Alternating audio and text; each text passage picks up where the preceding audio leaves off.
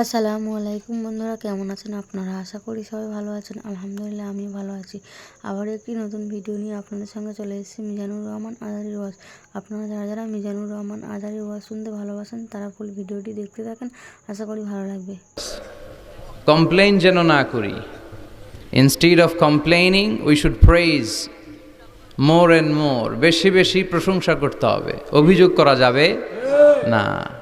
অনেকের অনেক দুঃখ, অভিযোগ, জাল্লা আমারে এটা দিল না, ওইটা দিল না, আমার পাশে সে বড় হয়ে গেল, ও চাকরি পেয়ে গেল, ও ব্যবসায় উন্নতি করলো, ও ভিসা পাইলো, আমি পাইলাম না। আফসোস, ও আফসোস করতে করতে মরবে, ঠিক কি না?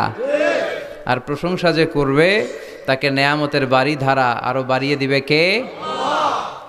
এজন্য আফসোস করব না, প্রশংসা করব, অভিযোগ করব না, শুকরিয়া করব। আল্লাহ অনেক দিয়েছে, ঠিক কি না?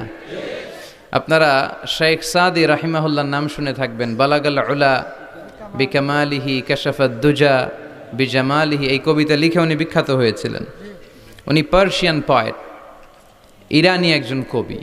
তো ওনার একবার আর্থিক সমস্যা যাচ্ছিল, দৈন্যতা যাচ্ছিল, টাকা পয়সা ছিল না, ফলে ওনার পায়ে দেওয়ার মতো জুতা ছিল না। তো খুব আফসোস করতেছে, হায়রে আমি এত বড় কবি, আমার পায়ে দেওয়ার মতো জুতা নাই। আফসোস করে ঘর থেকে বের হলেন, দেখলেন এক ভিক্ষুক ভিক্ষা করছে, ওর পাই নাই। কি নাই? আর কবি সাহেবের কি নাই? ওনার জুতা নাই, এজন্য দুঃখ। বের হয়ে দেখে সাইল ভিক্ষুক, ওর পা নাই। এবার উনি সেজদায় পরে আল্লাহর ডেকে বলে, আল্লাহ শুকর আলহামদুলিল্লাহ, অনেক ভালো আছি।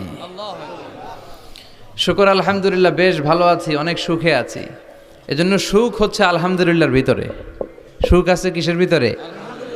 যে কোনো পরিস্থিতিতে আমরা থাকি না কেন, বিপদে আপদে, সকালে বিকালে, শীতকালে গ্রীষ্মকালে, আমরা কি পড়ব? আলহামদুলিল্লাহ পড়ব। এর কারণ চাহিদার কোনো শেষ নাই। যার আছে যত বেশি, সে চায় তত বেশি। দেখবেন যার সাইকেল আছে ও হুন্ডা চায়, চায় না? আরো নিচ থেকে যদি বলি, যার পা নাই ও চায়, আল্লাহ আমার যদি দুইটা পা থাকতো। কথা বলেন। পা নাই এরকম লোক আছে না এলাকায়?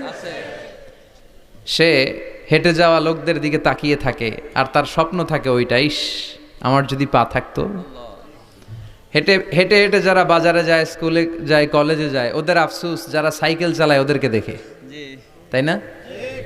সাইকেল থাকলে খুব ভালো হইতো, সাইকেল চড়ে চড়ে বাজারে যেতে পারতাম। সাইকেলওয়ালারও আফসোস আছে, সে আফসোস করে হুন্ডাওয়ালাদের দেখে, মনে মনে ভাবে যদি ভো ভো থাকতো, হ্যাঁ একেবারে যেতে পারতাম। হুন্ডাওয়ালাদের আফসোস হচ্ছে প্রাইভেট কারওয়ালাদের দেখে, ইস আমার যদি একটা কার থাকতো। যার কার আছে ও আফসোস করে, ইস আমার যদি একটা প্লেন থাকতো। যার প্লেন আছে ও বলে, ইস আমার যদি একটা কপ্টার থাকতো, if I had a copter, আমার যদি একটা হেলিকপ্টার থাকতো, উড়াল মারতাম। কথা বলেন। তাহলে এই চাহিদার, ডিমান্ডের, হিউম্যান ডিমান্ডসের কোনো শেষ আছে? যে এলাকার ছোট্ট মেম্বার, ওই মেম্বার ভাই চায় কি করে চেয়ারম্যান হওয়া যায়। কথা বলেন। যিনি চেয়ারম্যান হয়ে গেলেন উনি এবার ভাবে কি করে MP, member of the parliament হওয়া যায়, তাই না? আচ্ছা, এমপি যিনি হয়ে গেলেন উনি আর একটু উপরে যেতে চায়, ভাবে যদি একটু একটু যদি যাইতে পারি, একটা মন্ত্রণালয় যদি পাইতাম, হ্যাঁ মিনিস্ট্রি যদি একটা পেতাম, কতই না ভালো হতো। তো মন্ত্রী যিনি হইল উনি, ওনার অনেক শখ, ইস আর একটা জায়গা বাকি। হ্যাঁ কি নাম ওইটার? PM, prime minister. কিন্তু এই দেশে অসম্ভব। কথা বলেন। এই দেশে প্রাইম মিনিস্টার হওয়া যাবে? এক দুজন এদের মধ্যে ধাক্কাধাক্কি, এবং ওনাদেরকে মেনে নিতে হবে। আপনি বাঁচেন আর মরেন, ওনারাই প্রাইম মিনিস্টার। কথা বলেন। তাহলে এই কথাগুলো বলার উদ্দেশ্য হচ্ছে হিউম্যান ডিমান্ডসের কোনো শেষ নাই, আনলিমিটেড হিউম্যান ডিমান্ডস। এজন্য বিশ্বনবী বললেন, লাউ আন্না লিকুল্লি ইবনি আদামা ওয়াদিয়ান মিন যাহাব আহাব্বা আইয়াকুনা লাহু ওয়াদিয়ান ওয়া লা ইয়ামলা আফাহু ইল্লা তুরাব। আল্লাহ বলেন, এই বনি আদমের প্রত্যেককে যদি একটা করে স্বর্ণের পাহাড়ের মালিক বানিয়ে দেয়া হয়। কিসের পাহাড় দেখছেন জীবনে? আচ্ছা, স্বর্ণের পাহাড়ের যদি মালিক বানিয়ে দেয়া হয়, আহাব্বা আইয়াকুনা লাহু ওয়াদিয়ান, একটা করে স্বর্ণের পাহাড়ের মালিক বানিয়ে দিলেও সে চাইবে কিভাবে আরো একটা স্বর্ণের পাহাড়ের মালিক হওয়া যায়। আচ্ছা, একটু বুঝে শুনে উত্তর করবেন। একটা স্বর্ণের পাহাড়ের মালিক যদি আমি হই, শুধু আমি কেন, আমার 14 পুরুষ এটারে বিক্রি করে খেলেও কি শেষ করতে পারবো? তো আমার আরেকটা লাগবে কেন? আরেকটা দিয়ে আমি কি করব? স্বভাব। বিশ্বনবী বললেন, সবশেষে হাদিসের শেষাংশে বললেন, ওয়ালাইয়ামলা আফাহু ইল্লা তুরাব, কবরের মাটি ছাড়া কোনো কিছুই মানুষের এই জিহ্বাটারে থামাতে পারবে না। চিৎকার করে বলেন ঠিক কিনা? এজন্য যার আছে বেশি ও চায় বেশি, এই ডিমান্ডটারে একটু কমাতে হবে, আল্লাহর কাছে শুকরিয়া করতে হবে। অর্থের প্রয়োজন আছে, কিন্তু এটার হৃদয়ে স্থান দেয়া যাবে না। এটা হাতে আসবে আবার চলে যাবে, ঠিক কিনা? হৃদয়ে স্থান থাকবে কার? যাদের হৃদয়ে আছে আল্লাহর ভয়, তারা কভু পথ ভুলে যায় না। আল্লাহর প্রেম ছাড়া এই দুনিয়ায় কারো কাছে কোনো কিছু চায় না, ঠিক কিনা? মুমিনের হৃদয়ে দরদ ভালোবাসা থাকবে একজনের জন্য। চিল্লায় বলেন তো তিনি কে? এজন্য আমরা যেন শুকরিয়া করি, আমরা যেন অভিযোগ না করি। দেখেন, আমরা যদি জিজ্ঞেস করি, ভাই আপনি কি চান, কি লাগবে আপনার, কার কি লাগবে, একজন বলবে আমি এটা চাই, আমার এটা নাই, আমি ওইটা চাই, ওইটা চাই, কত কিছু লাগবে আমাদের। কিন্তু ঠিক এই মুহূর্তে যেই লোকটা হসপিটালের বেডে শুয়ে আছে, ক্যান্সারে আক্রান্ত, ক্যান্সার যার নেই কোনো অ্যান্সার, ওরে যদি জিজ্ঞেস করেন, ও বলবে আমার কিচ্ছু লাগবে না, আমি শুধু বাঁচতে চাই। ও কি চায়? আর আমরা অনেক কিছু চাই। এজন্য আমরা শুকরিয়া করব বেশি বেশি। শুকরিয়া করলে বাড়িয়ে দেয় কে? বিশ্বনবী দোয়া করতেন, আল্লাহুম্মা জাআলনি সাবুরা ওয়া জাআলনি শাকুরা ওয়া জাআলনি ফি আইনি সাগীরা ওয়া ফি আয়ুনিন নাসি কাবীরা। আল্লাহ আপনি আমারে ধৈর্যশীল বানান, আপনি আমারে শুকরগুজার বান্দা বানান। আল্লাহ আমার চোখে আপনি আমারে ছোট বানান, গোটা বিশ্বের মানুষের চোখে আপনি আমারে বড় বানান। সবাই পড়ি আমিন। এজন্য সবসময় প্রশংসা করব কার? কম কম না বেশি বেশি? সবসময় শুকরিয়া করতে রাজি আছি তো? আল্লাহ সব সময় যেন আমরা তোমার শুকরিয়া করতে পারি, তুমি তৌফিক দাও। আরো জোরে পড়বো সবাই আমিন। আড়াইবাড়ি দরবার শরীফের পীরে কামেল আল্লামা মোহাম্মদ গোলাম হাক্কানি রাহিমাহুল্লাহ, আল্লাহ ওনার কবরটাকে তুমি নূর দিয়ে পরিপূর্ণ করো। আল্লামা মোহাম্মদ গোলাম হাক্কানি রাহিমাহুল্লাহ কমপ্লেক্সের শুভ উদ্বোধন ও তাফসিরুল কোরআনের প্রোগ্রাম। স্থান হচ্ছে মেটংঘর ভুইয়াবাড়ি প্রাঙ্গণ, থানা হচ্ছে বাঙ্গোরা বাজার, উপজেলা মুরাদনগর, জেলা কুমিল্লা। আপনারা শুনেছেন যে আমার দাদার বাড়ি এখানে মুরাদনগরে পরমতলাতে। আলহামদুলিল্লাহ, জীবনে এসেছিলাম কয়েকবার, খুব বেশি আসা হয় না। আমার জন্ম হয়েছে আবার ঢাকায়, ঢাকার ডেমরা থানায়। আমার জন্মের অনেক আগ থেকেই আব্বা আম্মা ওইখানে থাকে, ফলে আমি হয়ে গেছি ঢাকাইয়া। ঢাকাইয়াও হয়েছি, আবার কুমিল্লারও রয়ে গেছি, মানে কুমিল্লাতে আবার বিয়ে করছি। এই যে আমার নানা শ্বশুর, পেশাবজুর হচ্ছেন আমার নানা শ্বশুর। তো এই জন্য অনেকেই আমার পরিচয় নিয়ে খুব কনফিউশনে পড়ে, আসলে আমি কি কুমিল্লার না ঢাকার। আমি বলি দুইটারই, কুমিল্লাও আমার বাড়ি, ঢাকাও আমার বাড়ি। ঢাকা আমার জন্মস্থান, আর কুমিল্লা আমার দাদার বাড়ি।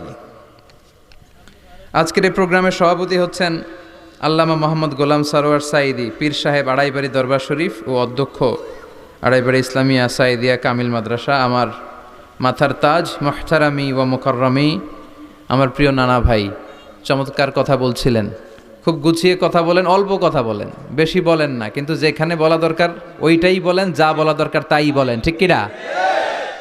পীর হতে হলে এমন পীর হওয়া দরকার। অনেক পীরের নাম আমরা জানি, কাউকে ছোট করে কটাক্ষ করে বলছি না। আপনি আমার নানা ভাইয়ের কথা শুনলে দেখবেন যে গতানুগতিক যে পিরালি, এই পিরালি উনি করে না। কোরআন সুন্নাহকে আধুনিকভাবে মানুষের কাছে পৌঁছে দিতে চায়, জোর করে কাউরে মুরিদ বানাতে চায় না। ওনার কাছে মুরিদ হতে আসলেও উনি বানাইতে চায় না, আগে অন টেস্ট করে, পরীক্ষায় রাখে যে আপনি এই বাজে অভ্যাসগুলো ছাড়তে পারবেন কিনা, এগুলো করতে পারবেন কিনা। এবং নানা ভাই মনে করে ওনার হাতে হাত রেখে কেউ বায়াত হওয়া মানে ওনার রেসপন্সিবিলিটি অনেক বেড়ে গেল। উনি এই রেসপন্সিবিলিটি থেকে মুক্তি চায়, উনি বানাতে চায় না। তো এইরকম পীর থাকার দরকার আছে না নাই? যিনি আল্লাহর ভয়ে সব সময় তটস্থ থাকে। আল্লাহ তুমি আমার নানা ভাইকে ইসলামের জন্য কবুল করো, কোরআনের জন্য কবুল করো, নেক হায়াত দারাজ করো। কোরআন সুন্নাহর কথাগুলো তিনি যেমনভাবে প্রকাশ করে যাচ্ছেন, আমরণ যেন আপসহীনভাবে কোরআন সুন্নাহর কথা প্রকাশ করতে পারে। আল্লাহ তুমি তৌফিক দাও। আল্লাহর কাছে কামনা করছি যে অল্প কিছু সময় আমরা কথা শুনবো, সরাসরি কোরআন থেকে শুনবো, পড়ি ইনশাআল্লাহ। কোরআন থেকে কথা শোনার সবচেয়ে বড় একটা ফজিলত হচ্ছে এই কথার মধ্যে কোনো গোজামিল নাই, কোনো ভুল নাই, কোনো সন্দেহ নাই। চিল্লায় বলেন ঠিক কিনা? এবং কেউ কি এই কোরআনের ব্যাপারে কোনো সন্দেহ, কোনো ভুল, কোনো ইনকনসিস্টেন্সি প্রমাণ দিতে পেরেছে? পারে নাই, পারবেও না। This is the book whereof there is no doubt, no suspicion in it, and a guidance to those who are মুত্তাকিন। আল্লাহ বললেন যালিকাল কিতাব লা রাইবা ফি হুদাল লিল মুত্তাকিন। এটা এমন বই যে বইয়ে কোনো ভুল নাই, কোনো সন্দেহ নাই, এবং মুত্তাকিনদের জন্য হেদায়েতের গাইড বুক করে এই বইটারে পাঠালো কে? আল্লাহ। এজন্য এই বইটা আমরা বুক সেলফের একেবারে উপরের তাকে রাখবো, যাতে ধুলা বালি আর মাকড়সার বাসা এটা ময়লা হয়ে থাকে। হ্যাঁ, কোথায় রাখবেন? একেবারে হাতের কাছে রাখবো, হাতের কাছে রাখবো। পৃথিবীর সবচাইতে নন্দিত এই কিতাবটা আজকে সবচাইতে বেশি নিগৃহীত, উপেক্ষিত। বুক সেলফে রাখে, তাও একেবারে উপরের তাকে, কারণ বছরে 1-2 বার কামে লাগে। কেউ মরলে, কথা বলেন, মারা গেছে, এখন সামনে বসে বসে কোরআন তেলাওয়াত করতে হবে। কোরআন এসেছে জীবিত মানুষদের জন্য। কোরআন নিজেও জীবিত কিতাব, আলোকিত করেও জীবিতদেরকে। চিল্লায় বলেন ঠিক কিনা? কিতাবুন হাই, জীবিত কিতাব, ওয়াকিং এনসাইক্লোপিডিয়া, চলমান বিশ্বকোষ। যাই জিজ্ঞেস করবেন তথ্যের সম্ভার, তথ্য উপাত্ত আর ইনফরমেশন এই কোরআনের ভেতরে আছে না নাই? মানব সমস্যার সব সমাধান আছে। এজন্য এই বইটাকে বলা হয় দ্য প্রবলেম সলভিং মেথোডোলজি। এই কোরআন আপনার সব প্রবলেমকে সলভ করে দেয়। It's not a problem creating methodology. এটা জীবনের কোথাও সমস্যা বাধায় না। কোরআন কোথাও সমস্যা লাগায়? কথা বলেন, জট লাগায় নাকি জট খুলে দেয়? আলহামদুলিল্লাহ পড়েন। এজন্য কোরআনের সাথে যেন আমরা সম্পর্ক বাড়াই। We should increase the attachment with the holy book Quran. যতই সম্পর্ক বাড়াবেন আপনার মর্যাদা বাড়াবে কে? আল্লাহ। সম্মানিত ভাইরা, খেয়াল করে বুঝবেন, সাইয়েদনা জিবরিল আলাইহিস সালাম এই কোরআন নিয়ে পৃথিবীতে এসেছিল, তাই তিনি হয়েছেন শ্রেষ্ঠতম ফেরেশতা। রমাদান আল মুবারকে আল্লাহ তাআলা এই কোরআনকে নাজিল করেছে, তাই রমাদান হয়েছে শ্রেষ্ঠতম মাস। বিশ্বনবীর উপর আল্লাহ তাআলা এই কোরআন নাজিল করেছেন, তাই তিনি হয়েছেন বিশ্বনবী। আমরাও যদি এই কোরআনের সাথে সম্পর্ক লাগাই, আমাদের মর্যাদাও এরকম আকাশচুম্বী করে দিবে কে? আল্লাহ। এজন্য কোরআনের সাথে অ্যাটাচমেন্ট বাড়ানোর দরকার আছে না নাই? প্রতিদিন যেন আমরা কোরআন তেলাওয়াত করি, প্রতিদিন যেন কোরআনের বঙ্গানুবাদ পড়ি। যা বলার সব বলা হয়েছে, নতুন করে আল্লাহ কিছু বলবে না। এজন্য কোরআন থেকে নূর নিয়ে যেন আমরা নিজেদেরকে আলোকিত করি। কোরআনের একটা নাম হচ্ছে নূর, একটা নাম কি? লিতুখরিজান নাসা মিনাজ যুলুমাতি ইলান নূর। এই কোরআনকে আমি পাঠিয়েছি অন্ধকারাচ্ছন্ন মানুষগুলোকে আলোর পথে নিয়ে যাবার জন্য। কোরআন মানুষকে আলোকিত করে, কোরআন মানুষকে জাহালাত বা অন্ধকার শিক্ষা দেয় না। এজন্য আসুন কোরআনের সাথে সম্পর্ক বাড়াই এবং নিজেদেরকে আলোকিত করি। আর এই কোরআনের যেখান দিয়েই আমরা কথা শুনি না কেন, আছে না নাই? লা তুহসা আজাইবুহু ওয়ালা তাবলা গরাইবুহু ফিহি মাসাবিহুল হুদা ওয়া মানারুল হিকমা। কোরআনের আশ্চর্যান্বিতার কোনো শেষ নাই, কোনো শেষ নাই। যতই পড়বেন ততই আশ্চর্য হবেন। সুবহানাল্লাহ পড়বেন না? ওয়ালা তাবলা গরাইবুহু, এটা কখনো পুরাতন হবে না, জীর্ণ শীর্ণ হবে না। সূরা ফাতিহা যারা আমরা পড়েছি লক্ষ লক্ষ বার, যাদের বয়স 50 কিংবা 60, কত লক্ষ বার সূরা ফাতিহা পড়েছি, কোনো হিসাব আছে? তারপরেও কোনোদিন কি মনে হয়েছে যে সূরা ফাতিহাটা পুরান পুরান লাগে? 60 বছর ধরে সূরা ফাতিহা দিয়ে শুরু করছি নামাজ, কালকে থেকে কুল হুয়াল্লাহ দিয়ে শুরু করবো, এরকম কেউ বলে? কোরআন পুরান লাগে? চির নতুন, এভারগ্রিন, সবুজ, চির সবুজ, চির নতুন। এটা কখনো পুরাতন হয় না। ফিহি মাসাবিহুল হুদা, কোরআনে আছে হেদায়েতের মশাল। ও মানারুল হিকমা, আর কোরআন হচ্ছে বিজ্ঞানের সুউচ্চ মিনার। কোরআনের ভিতরে বিজ্ঞানের তথ্য উপাত্ত আছে না নাই? আপনি কোরআনে বর্ণিত cosmic symbols, natural phenomena, scientific ইন্ডিকেশনসগুলো যদি পড়েন আপনি অবাক হবেন, কপাল ঘষে ঘষে আল্লাহরের সিজদা দিবেন, ঠিক কি না? এজন্য আসুন কোরআনের সাথে সম্পর্ক বাড়াই। প্রতিদিন কোরআন পড়ব, ধীরস্থিরভাবে পড়ব। ওয়ারাত্তিলিল কোরআনা তারতিলা। আনাস রাদিয়াল্লাহু তাআলা আনহুকে জিজ্ঞেস করা হলো, আনাস, আল্লাহ রাসূলের কাইফা কানা কিরাআতু রাসূলিল্লাহ, আল্লাহ রাসূলের কিরাত কেমন ছিল? তিনি বললেন, কানাত মাদ্দান। আল্লাহ রাসূল সাল্লাল্লাহু আলাইহি ওয়াসাল্লাম টেনে টেনে তেলাওয়াত করতেন, টেনে টেনে তেলাওয়াত করতেন। এই যে একটু আগে তেলাওয়াত হচ্ছিল সূরাতুল মুলকের, কত সুন্দর টেনে টেনে সে পড়েছে। এইভাবে বিষ্ণু সাল্লাল্লাহু আলাইহি ওয়াসাল্লাম টেনে টেনে পড়তেন। উম্মে সালামা রাদিয়াল্লাহু তাআলা আনহাকে জিজ্ঞেস করা হলো, কাইফা কানাত কিরাআতু রাসূলিল্লাহ ইয়া উম্মুনা, ইয়া উম্মানা, আমাদের মাতা, আমাদের প্রিয় নবীর তেলাওয়াত কেমন ছিল? উম্মে সালামা বললেন, কানা রাসূলুল্লাহ ইউকাত্তিউ বাইনা কিরাআতিহি আয়াতান আয়া। আল্লাহ রাসূল সাল্লাল্লাহু আলাইহি ওয়াসাল্লাম এক আয়াত করে থেমে থেমে কোরআন তেলাওয়াত করতেন। পড়েন সুবহানাল্লাহ। এক আয়াত পড়তেন, থামতেন, আবার আরেক আয়াত শুরু করতেন, আবার আরেকটা আয়াত পড়তেন, আবার থামতেন, আরেক আয়াত শুরু করতেন। প্রতিটা অক্ষর, প্রতিটা উচ্চারণ কেটে কেটে দেখা যেত, বোঝা যেত। চিল্লায় পড়েন আল্লাহু আকবার। আর আমাদের তেলাওয়াতের কি অবস্থা? তারাবির নামাজের কি অবস্থা? আমাদের ম্যাটন ঘরের কি অবস্থা? জাপানের বুলেট ট্রেন ফেল, ঠিক কিনা? কোন দিক দিয়ে আযাবের আয়াত যায়, কোন দিক দিয়ে জান্নাতের আয়াত যায়, কোন দিক দিয়ে সূরা ইয়াসিন গেল, কোন দিক দিয়ে আর রহমান গেল, কোথায় সূরা ইউসুফ গেল, কেউই টের পায় না। রুব্বা কারিলিল কুরআন ওয়াল কুরআনু ইয়ালআনহু। কোরআনের অনেক কারি আছে, তেলাওয়াতকারী আছে, আবৃত্তিকারী আছে, যাদেরকে কোরআন রহমত, মার্সি এন্ড ব্লেসিংস না দিয়ে গজব দেয়, লাআনত দেয়। আল্লাহ ওই ধরনের তেলাওয়াত থেকে তুমি আমাদের বাঁচাও। প্রচারের স্বার্থে চ্যানেলটি সাবস্ক্রাইব করুন। নতুন ভিডিও পেতে বেল বাটনে ক্লিক করুন। ভিডিওটি ভালো লাগলে একটি লাইক, কমেন্ট ও শেয়ার করে পাশে থাকবেন বন্ধুরা। যারা যারা শেষ পর্যন্ত ভিডিওটি দেখেছেন তাদের জন্য অনেক অনেক ভালোবাসা থাকলো বন্ধুরা। আরও নতুন নতুন ভিডিও পেতে চ্যানেলটিকে সাবস্ক্রাইব করে পাশে থাকবেন বন্ধুরা। ভালো থাকবেন, ধন্যবাদ।